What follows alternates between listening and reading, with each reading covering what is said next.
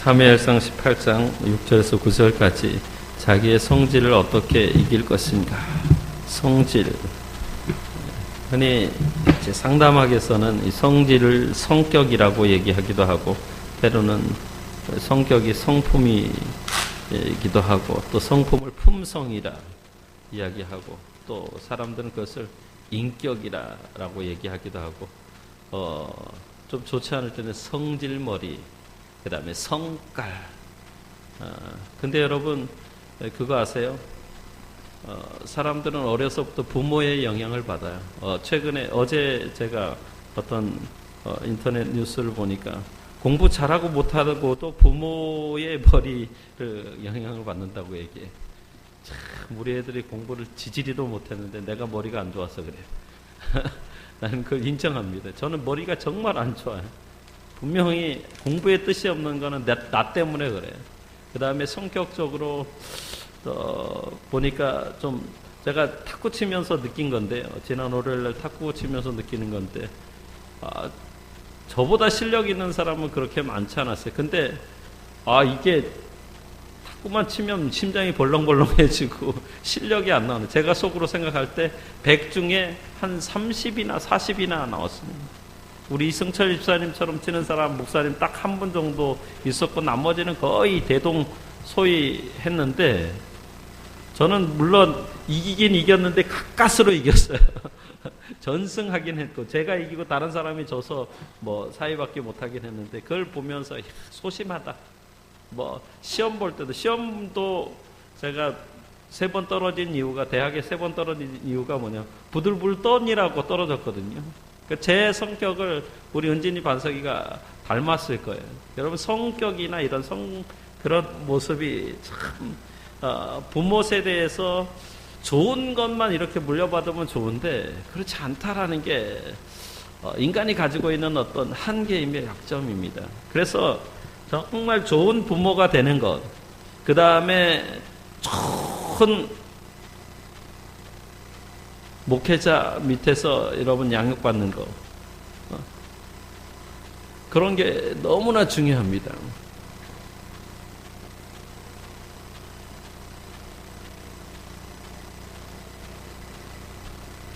사람은 살다 보면 상처가 없는 사람이 없는데, 어려서부터 부모로부터 들은 그런 말들이 차곡차곡 쌓여서 긍정적인 면으로 발달하는 부분이 있고, 때로는 그것이 부정적인 부분으로, 그 부정적인 부분으로 확대 재해석되는 게 그게 트라우마예요. 트라우마. 예를 들면 한번 물에 빠져서 죽을 뻔한 사람들은 있잖아요. 2번 다시 물에 안 가요. 제가 들으니까 우리 장모님도 아들이 하나, 똑똑한 아들이 있었는데, 물에 바다에서 수영하다가 물에 빠져 죽었는데, 자녀들 보고 2번 다시 물에 가지 마, 물에 가지 마 해가지고, 큰 딸도 수영 잘 못하고, 막내 딸도 수영 못하고, 수영은 하여튼 그 트라우마 때문에, 상처 때문에 그래요. 저희 집에도요, 저희 어머니도 이제 큰 누님 위에, 그러니까 아래인가 2번째인가 누님이 있었는데 물에 빠져 죽었거든요. 그렇기 때문에 물에 빠져 죽었다는 얘기를 많이 들었긴 했지만, 저희 어머님은 물에 가지 마라, 수영하지 마라 라는 얘기를 안 했어요. 하여튼 사람들이 이렇게 물에 빠지고 불에 대고, 그 다음에 부모로부터 심한 그런 어떤 욕설을 욕을 먹고, 그렇게 되면 주눅 들어서 그 상처가 마음 밑 언저리에 바닥에 남아 있습니다.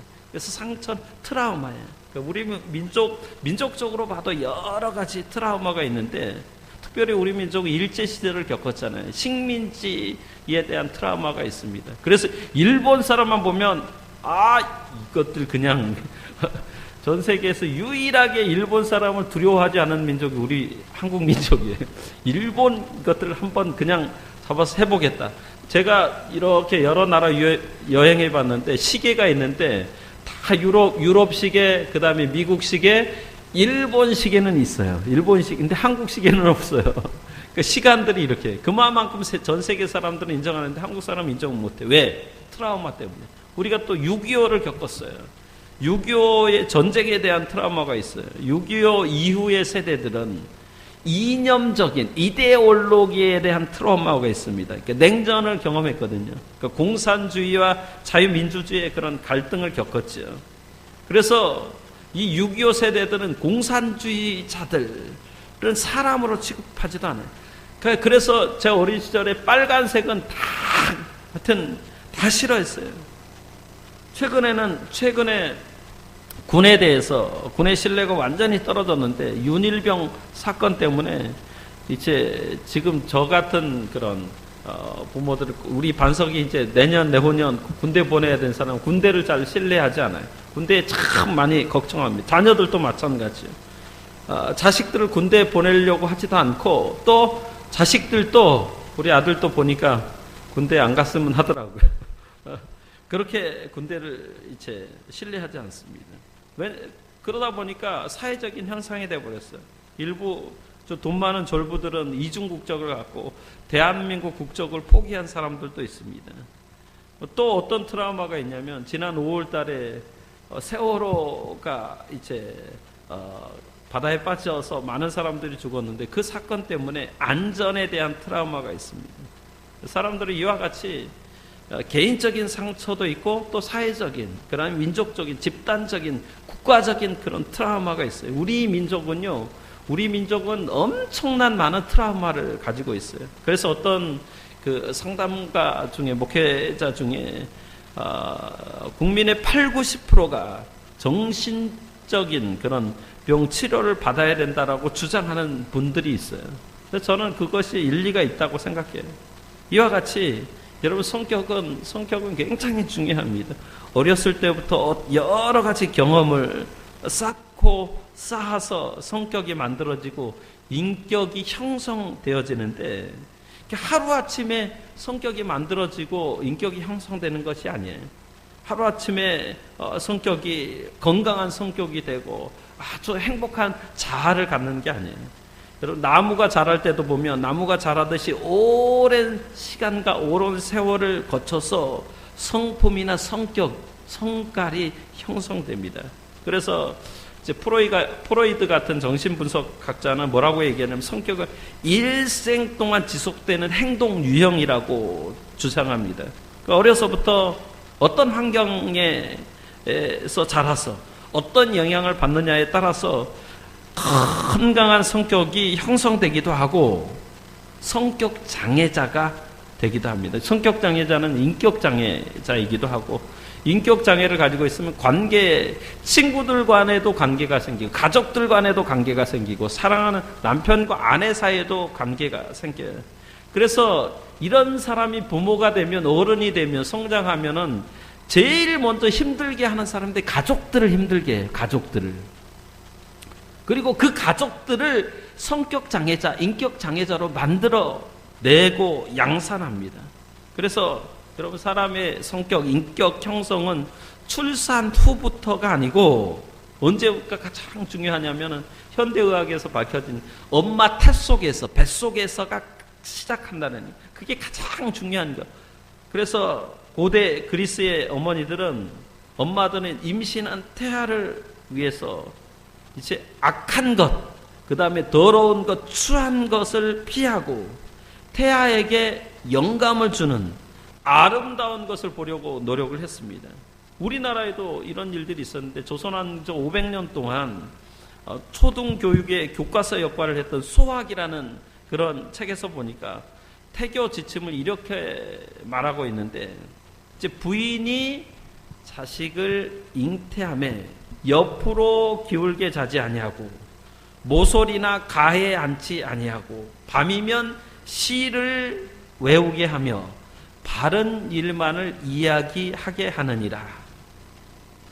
참 지혜 있는 말이죠.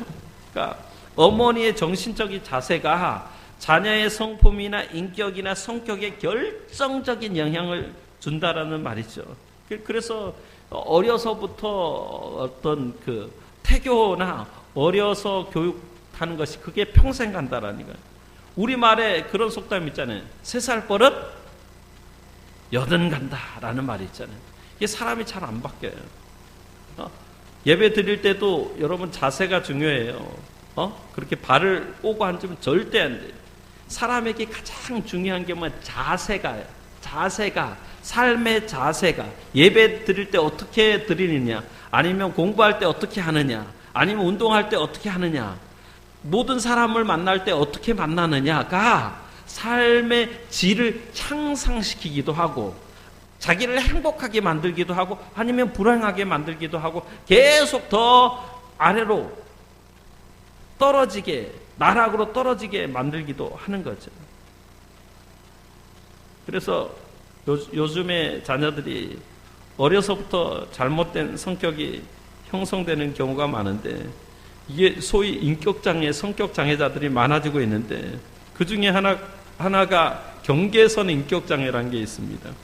경계선 인격장애가 뭐냐면 굉장히 충동적인 성격이에요. 그러니까 요새 아이들 중에 부모가 뭐라고 얘기하면은 그냥 칼로 찔러서 죽이는 아이들도 있고요. 부모를 때리고, 어떤 아이는 선생님이 좀 뭐라고 하니까 책상을 선생님한테 던져가지고 선생님이 병원에 입원해가지고 그냥 신문에 나와가지고 그 아이는 학교에서 더 이상 이제 적응을 하지 못하는, 조금 어른들이 뭐라고 얘기하면은 그냥 혈기를 세우는 그런 아이들이 이제 경계선 인격장애자죠. 그러니까 어떤 사람을 극단적으로 좋게만 보는가 하면 한편적으로는 극단적으로 나쁘게 하고 싫어하는 사람들이 있어요. 사람을 이분법적으로 바라요. 사람은 이 안에 선한 부분도 있고 악한 부분도 있고 천사 같은 부분도 있고 악마 같은 부분도 있거든요. 근데 사람을 그냥 천사 악마로 양분해서 보는 심각한 질환이 경계선 인격장애예요. 그래서 경계선 성격장애, 인격장애가 그런 요소가 있는 사람일수록 뭘 좋아하냐면 사람을 편가리기를 좋아해요. 내 편? 나를 좋아하는 사람? 아니면 남의 편. 그래서 요새 남편이 남의 편이에요. 내 편은 절대 아니에요.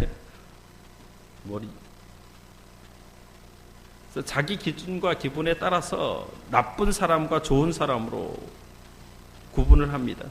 어떤 사람을 좋아하게 되면 그냥 무조건 천사처럼 좋게만 여기고요. 그러다가 그 사람이 나에게 조금이라도 섭섭하게 하면 갑자기 악마로 여기죠. 이런 성향은 어린 시절에 어른들의 잘못된, 그러니까 부모님의 잘못된 그런 양육 방식, 가르침 때문에 생겨져요.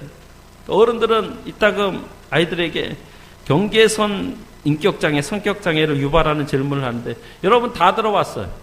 어린 시절에 뭘 들어봤냐면 하민이도 들어봤고 반석이도 들어봤고 언진이도 다 들어봤어요. 무슨 질문인지 아세요? 엄마가 좋아, 아빠가 좋아. 그 애들 고민하지. 이거 엄마가 좋다고 그랬다면 아빠한테 얻어맞을 것 같고, 엄마가 좋다고 그러면 엄마는 좋아하지만 아빠는 싫어하고, 아빠가 좋다고 그러면 엄마가 싫어하고, 이런 잘못된 질문으로 아이들이 좀 헷갈리게 판단을 흐리게 만드는, 그래서 심리적으로 분리 현상을 초래하고 말죠. 그러니까 성격 장애 요소를 가진 사람일수록 대인 관계가 오래 지속되지 못해. 그러니까 친구를 사귀면 그 친구가 오랫동안 유지되지 못하라는 거예요. 왜냐하면 자기 기준에 맞지 않아서 실망하게 되면 미련 없이 그 친구하고 더 이상 만나지 않아요. 남자친구든 여자친구든 마찬가지입니다. 그래서 일반적으로 경계선 성격 장애자일수록 인간관계를 석 달 이상 지속하지 못한다고 해요. 왜냐하면 기분에 따라서 변화무쌍하기 때문에 그래요. 자, 제가 왜 경계선 인격장애, 성격장애를 얘기했느냐. 오늘 우리가 읽은 본문의 주인공 사울이 그 경계선 인격장애의 대표적인 사람이기 때문에 그래요. 경계선 인격장애자가 사울이에요. 사울이라는 사람은 굉장히 충동적인 사람인 것 같아요. 감정의 굴곡이 심했어요. 충동적으로 화를 잘 내죠. 이런 사람들은 사람이 금방 좋아지기도 하고 또 금방 싫어지기도 해요. 그래서 인간관계를 오래 유지 못했는데, 자, 사울의 불행은 여기서 끝나지 않아요. 사울을 잘 믿고 따랐던 주변의 좋은 사람들이 다 점점 떠나게 돼요. 그리고 결국 그 인생 말년에는 노년이 되어서는 그 정말 따랐던 측근들이 아무도 없어요. 믿을 만한 사람들이 다 없어요. 다 떠나가 돼요. 왕따가 되는 거예요. 이런 사람들은 부모도 마찬가지예요. 부모도 어제 제 친구를 만났는데 제 어린 시절 배꼽 친구지요. 중마고인데 그 친구가 그런 얘기를 하더래요. 자기 집에 가면 참 거실에 이렇게 TV가 있는데 고민이 뭐냐면 자기가 이렇게 텔레비를 보고 있으면 아내도 거실에 나오지 않고 애들도 지방에서 나오지 않고 그리고 자기가 거실에서 떠나면 아내도 나오고 애들도 나온다는 거예요. 그리고 잠자리도 따로 한다라고 얘기하더래요. 그래서 참 심각한 문제구나. 제가 그래서 이미 너 지금 왕따다? 심각하게 생각해야 된다. 나이가 들면 들수록 일은 더 심해진다라고 얘기했어요. 이게 사울이 그런 사람이에요. 이런 사람이 얼마나 인생이 불행했겠어요. 사울의 이런 잘못된 그런 성격이나 인격이나 이 성향은 언제 형성됐냐면 그가 성인이 된 다음에 형성된 게 아니에요. 어린 시절에 형성된 거예요. 사울은 유년기, 여러분 성경을 잘 보면 유년기 시절에 부모의 사랑을 제대로 받지 못했어요. 어려서부터 사울이 성경 보면 우리가 읽지 않았지만 들판에서 짐승을 키우는 일에 동원되었어요. 어느 날인가 이제 나귀를 잃어버렸어요. 근데 나귀를 찾느니라고 밤새도록 광야를 헤매고 다녔는데 그 부모가 사울을 찾지 않아요. 아버지도 어머니도 아무런 관심이 없는 거예요.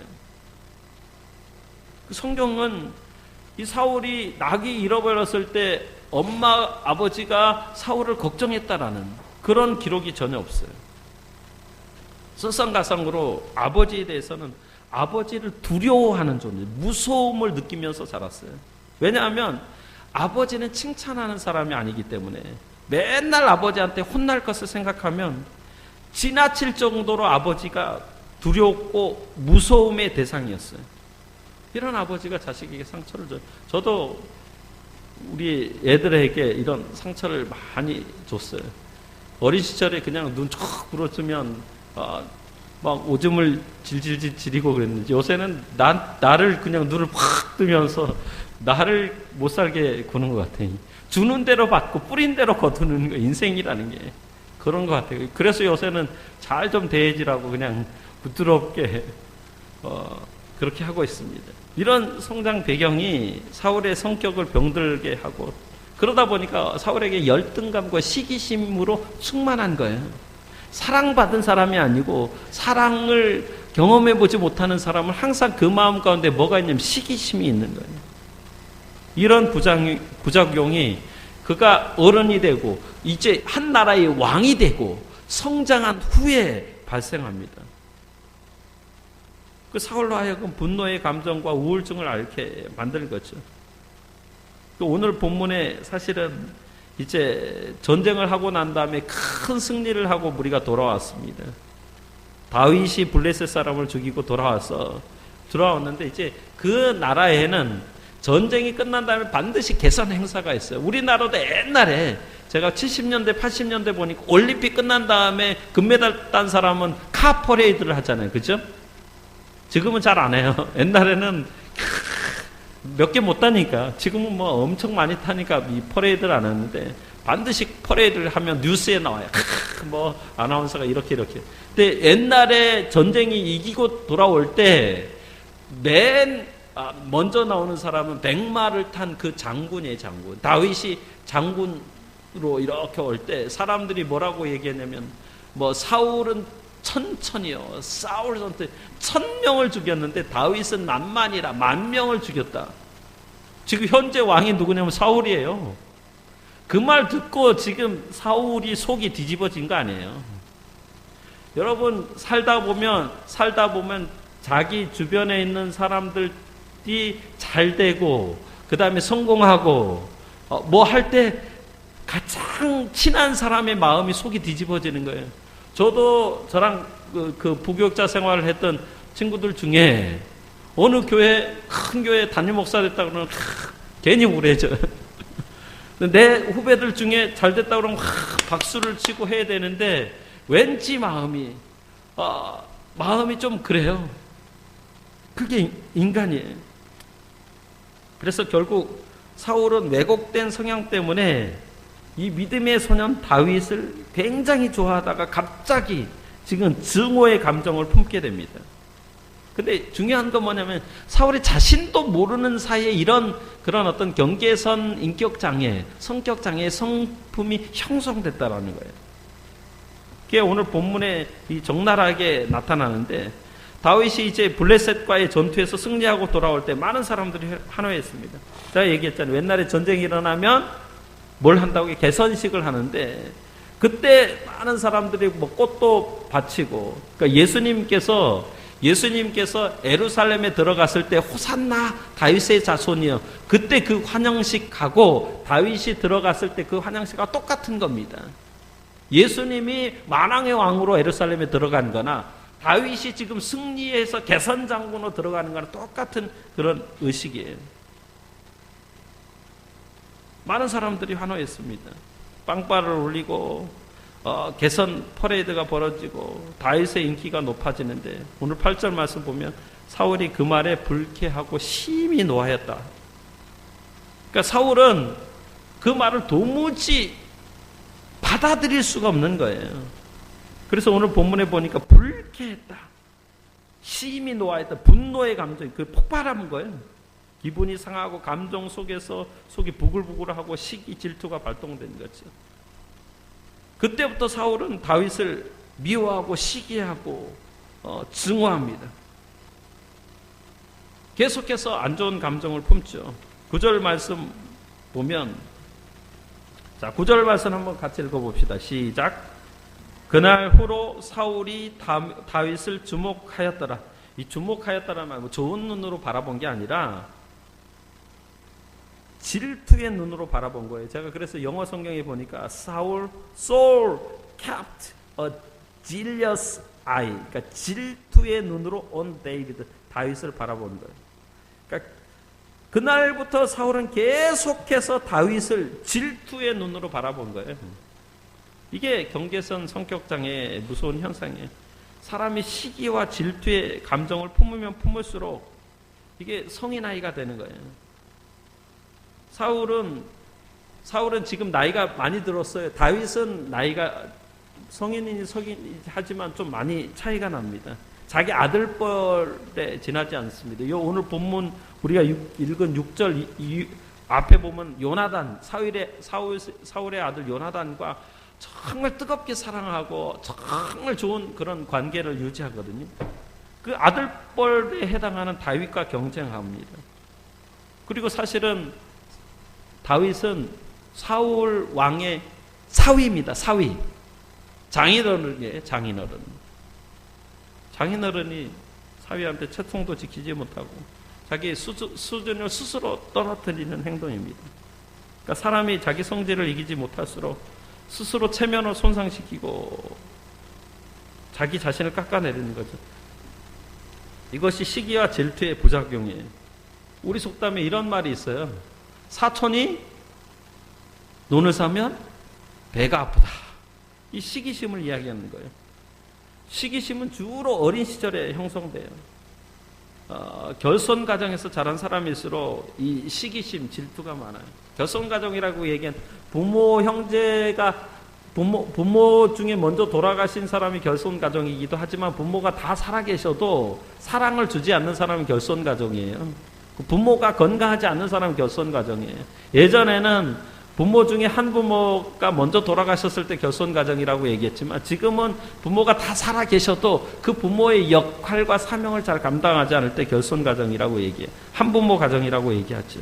그래서 상대방이 자기가 원하는 기준을 맞춰주지 않을수록 쉽게 토라지는 반응을 하고 쉽게 삐집니다. 반면에 어린 시절에 부모와 애착관계가 잘 형성된 사람일수록 성격이 옥토처럼 가꾸어지는데 저 유명한 심리학자 도널드 위니캇이라는 사람은 뭐라고 얘기하냐 품어주는 환경에서 자란 품어주는 그러니까 모든 것을 다 바다처럼 수용해주고 뭐 좀 게임하고, 아니면 좀 아이들이 좀 어떻게 말 듣지 않고 부잡스럽고 시끄러워도 그렇게 다 받아주고 품어주고, 애들이 밥 먹다 보면 떨어뜨릴 수 있고 실수할 수도 있잖아요. 그런 것을 다, 그래 아직 어리니까 그렇게 받아주고 품어주면 어느 순간 고쳐지는데, 자꾸 지적하고 자꾸 매를 때리고 자꾸 혼을 내면 그것에 마음이 쪼그라들고 주눅들어서 어떻게 되냐면 더 질서를 지키지 못하고 더 좋지 않은 모습으로 나가는 거예요.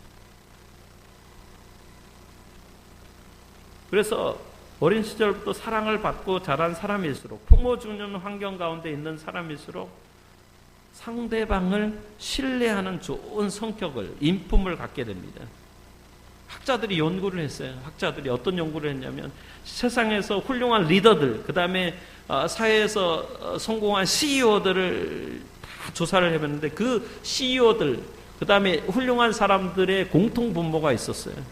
그들은 뭐냐면 어린 시절이 행복했어요. 어린 유년 시절을 기억해 볼 때 다 아름다운 추억을 가지고 있는 거예요. 어린 시절에 나는 큰 부모랑 이렇게 뛰어놀고 같이 함께하고 그런 것들이 너무 행복했다고 얘기해요.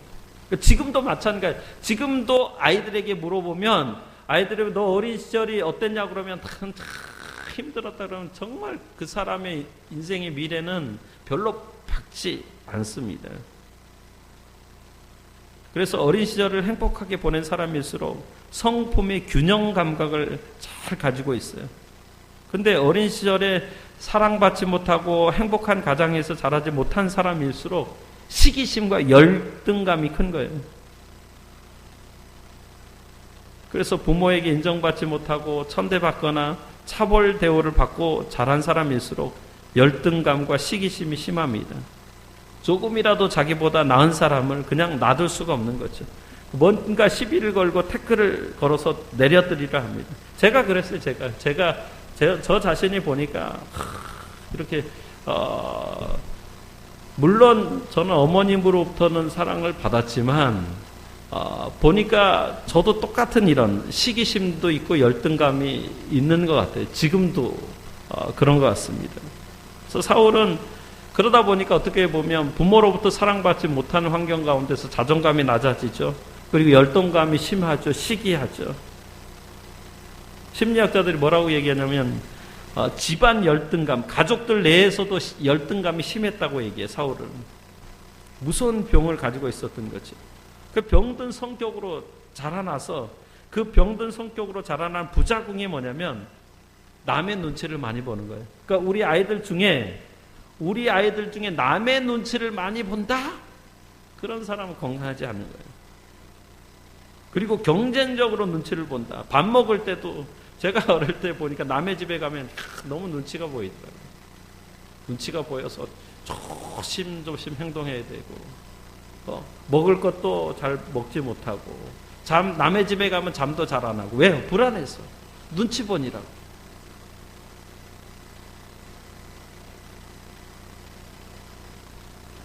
자, 오늘 본문의 내용을 살펴보면 사울은 사람들의 그런 눈치를 너무 많이 본 거예요.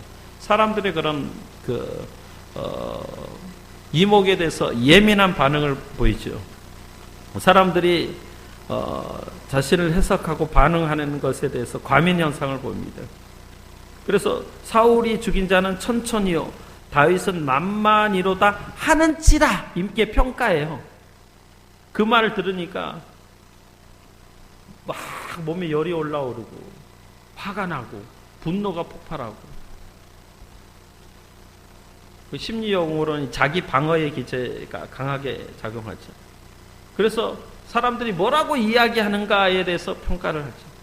그만큼 자신감이 없기 때문에 그래요. 그래서 사울은 이처럼 자존감이 낮고 열등감이 심하다 보니까 결국은 자존감이 남고 열등감이 심하고 시기심 있는 사람은 다른 사람을 괴롭혀요. 다윗을 괴롭히는 폭력으로 돌변합니다. 이걸 심리학에서는 투사라고 얘기하는 거예요. 왜 흔히 얘기하잖아요. 우리 속담에 남산에서 뺨 맞고 한강에서 돌 던진다. 이게 부모가요, 우리 하민이, 지민이, 은진이 반석이.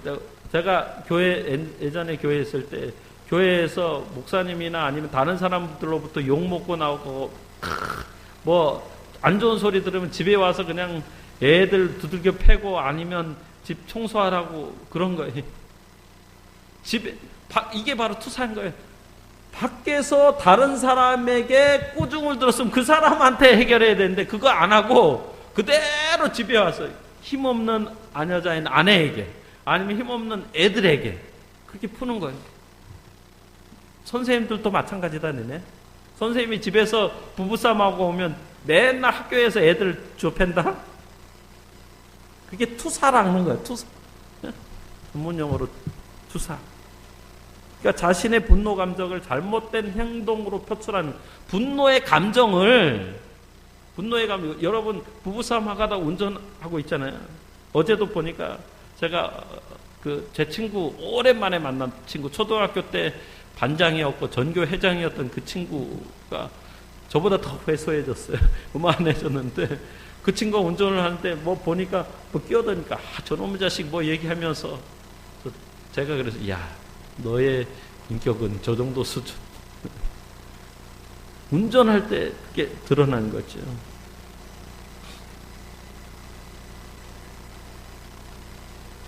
폭력을 행사하고요. 자기 주변 사람들을 괴롭히고 열등감을 숨기려고 누군가를 짓밟고 괴롭힙니다. 왜 그러냐?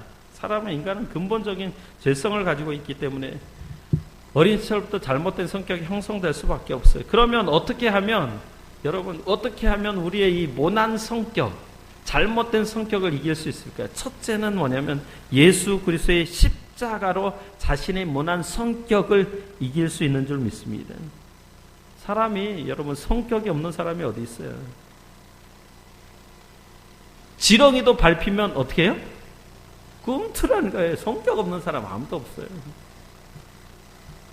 이 성격은 보통 성질머리는 언제 나타나느냐? 젤러 사람들 운전할 때 많이 나타나고요. 운전할 때. 그 다음에 가정에서 자기보다 힘 약한 아이들에게 나타나고 아니면 직장이면 자기 부하들에게 나타나고 자기보다 힘없는 사람들에게 이 성질머리가 드러나요. 자기보다 힘 있는 사람에게는 안 나타나요. 누가 건들기만 하면 이 성깔이 튀어나옵니다. 근데 어떻게 자신의 성질머리, 성깔을 극복할 수 있느냐? 그게 이제 성경이 이야기하고 있는 얘기가 뭐냐면 예수님도 이 베드로와 요한을 특별히 사랑했거든요. 그때 베드로와 요한 중에 베드로는 수제자로 자신을 따르는 제자들 중에 가장 믿을 만한 사람으로 사랑했고요. 요한은 뭐냐면 그냥 사랑해서 품에 안고 무릎에 안고 뽀뽀하고 그 정도로 사랑하시는 제자였어요. 그걸 보니까 베드로가 어떻게 시기하잖아요. 내가 성경으로는 내가 말씀으로는.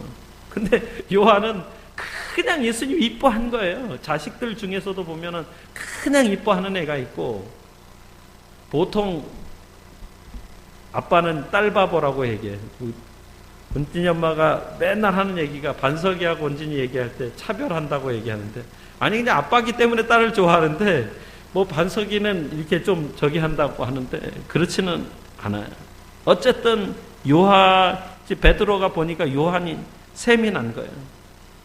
그래서 예수님이 베드로를 보고 뭐라고 얘기하면 자신의 성질머리를 다스릴 수 있는 비결을 가르쳐 주셔요.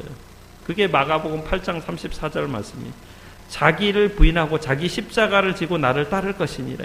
이게 자기 부인이란 말은 여러분 부인이란 말이 와이프라는 말이 아니에요. 아내라는 말이 아니에요. 자기를 옳다고 우기는 것을 내려놓으라는 거예요. 그러니까 전문용어 자기 방어 기제, 자기 정당화를 내려놓아라. 그 시스템을 꺼버리라는 거예요. 자신의 잘못된 본성을 죽이라는 거예요. 제가 교회에서 오랫동안 지켜본 것 중에 교회에서 제일 꼴불견이 누군지 아세요? 누굴까요? 가끔 보면 꼴불견이 있어요. 근데 목사보다 아는 체 하는 사람들, 목사보다 잘난 체 하는 사람들. 하나님이 사실은 목회자를 세운 것은 미련하기 때문에도 세웠지만 하나님이 그 일을 맡길만 하기 때문에 세운 거예요. 실제로 한번 보십시오. 여러분, 목회자가 일반 성도보다 학력이 짧습니까? 아니면 교회의 여러 가지 일들을 경험한 면에서 경험이 부족합니까? 아니면 많은 사람들을 겪지 않았습니까? 대인관계의 폭이 좁습니까? 목회자 여러분, 그렇게 많이 제가 볼 때 지식적인 면에서 부족하지는 않습니다. 경험이 일반 성도들보다 더 못하지는 않습니다. 그렇기 때문에 교회 안에서 여러분, 교회 안에서 철저하게 오늘 사도시대의 이후로, 성경시대, 신약시대 이후로 사도들과 목회자, 장로들의 가르침을 따라 교회가 세워진 거예요.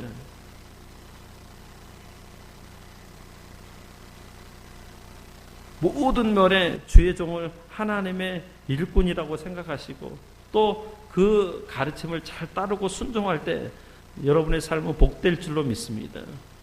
바울은 여러분 자기의 모난 성격을 죽이는 방법을 3가지로 이렇게 말씀하는데, 첫째는 자기 몸을 쳐서 굴복시킨다.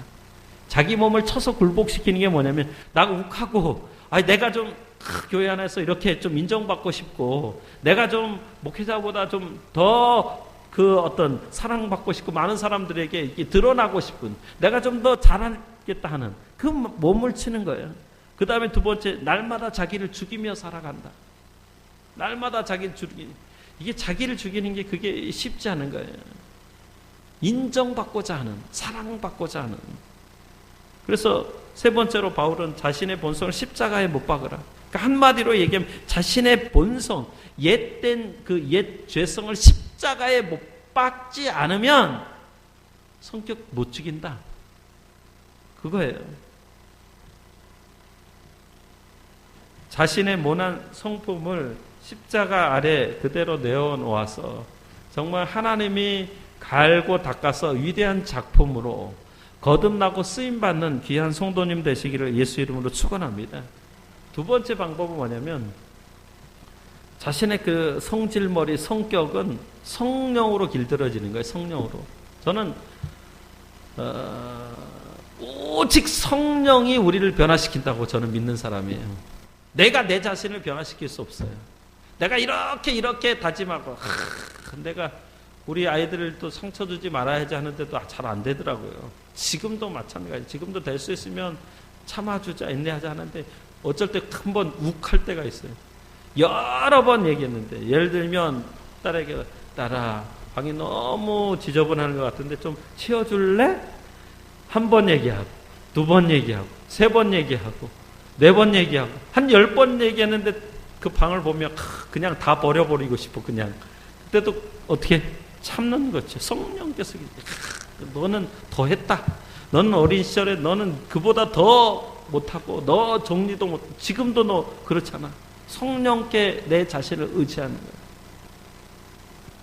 그러니까 어느 날 보니까 우리 딸이 다 치워놨어. 다 치워놓고 바닥만 안 빨아들였어. 그래서 내가 바닥만 빨아들여놨어. 성령께서 길들여주는, 인간의 마음의 근본적인 죄성이 억누르기 때문에, 여러분, 우리 마음 관리를 잘 못하면 뭐냐면, 우리는 사단의 지배를 받아, 사단의 종노릇 하는 존재, 악한 영의, 마귀의 지배를 받습니다. 그래서 사람을 미워하고요, 시기하고 분노하고, 그러면 어떻게 되냐, 마귀의 종노릇한, 마귀의 하수인이 돼버리고 마는 거예요. 오늘 본문 우리가 9절을 읽지 않았지만 9절을 보면 사울왕이 다윗에게 질투심을 느끼고 분노하고 화를 내고 난 다음에 곧바로 악한 영이 사울에게 침투합니다. 저는 이렇게 생각해요. 오직 성령께서 우리의 상처, 트라우마를 치료해 주실 줄 믿습니다. 성령을 의지하십시오. 성령께, 하나님, 내가 정말 이렇게 다혈질적입니다. 성질이 급합니다. 내가 이렇게 하지 말아야 돼. 이렇게 하는 부분들이 있습니다. 이 부분을 고쳐주십시오. 이 부분을 치료해 주십시오. 이 부분을 고쳐주십시오. 라고 간구할 때 하나님의 성령이 여러분 심령 가운데 작용하고 역동하고 움직여서 그 부분을 갈아 없애줄 줄로 믿습니다. 오직 성령께서 우리의 상처난 성품을 온전하고 완전한 성품으로 바꾸어주는 거죠. 성품을 성령으로 길들이지 못할수록 마귀에게 틈을 주고 지성과 이성을 잃게 됩니다. 그래서 오늘 본문 10절 보면 사울은 정신없이 떠들어대죠. 말도 안 되는 소리로 떠들어댑니다. 자기 통제를 벗어납니다. 자기 통제를 벗어나요.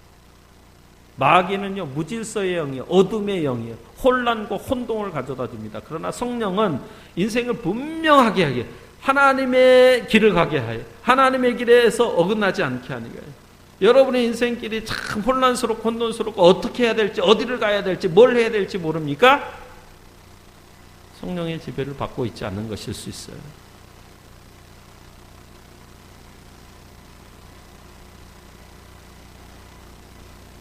마귀는 사람들에게 혼란과 혼동을 준다고 얘기했죠.